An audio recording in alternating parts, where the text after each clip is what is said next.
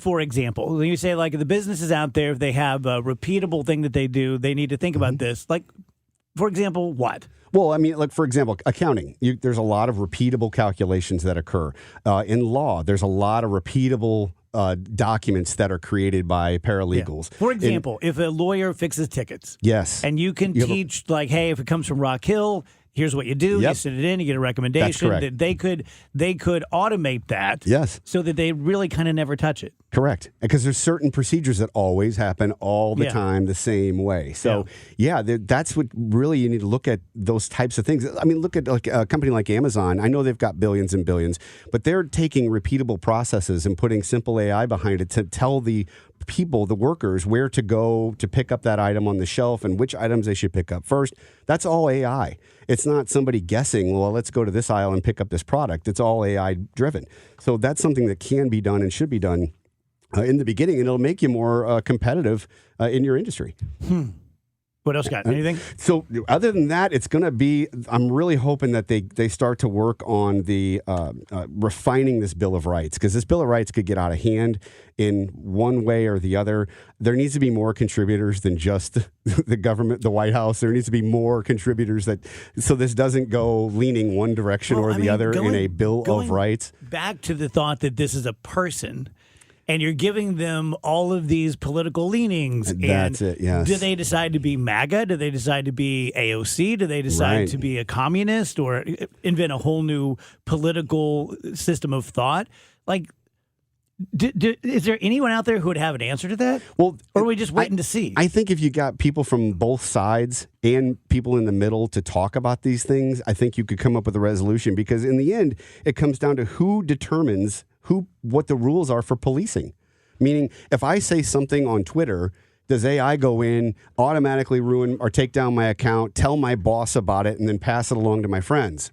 I mean, that's something that could happen in the future that we got to be very aware of. And something that a country like China would probably implement. And probably do that. Yes, because they want to shut you down and regulate what you say. But then on the flip side, in a very near future, wherever you work, you should be very cautious as to what you type.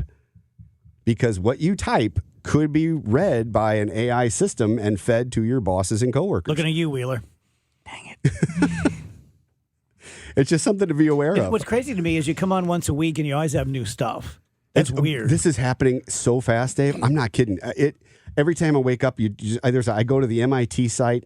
I have several different sites I go to, and every single morning there's a new thing they're doing. Whether it's with agriculture, they're using AI now and drones to spread out chemicals properly in the right way and the right methods perfectly. It's fascinating what is going on in the medical industry and how they're able to 9 times better predict cancer and 9 times better predict an ailment inside the body than a human doctor can, and help that doctor along with the recommended solution. It's just fascinating how it's all coming together so quickly.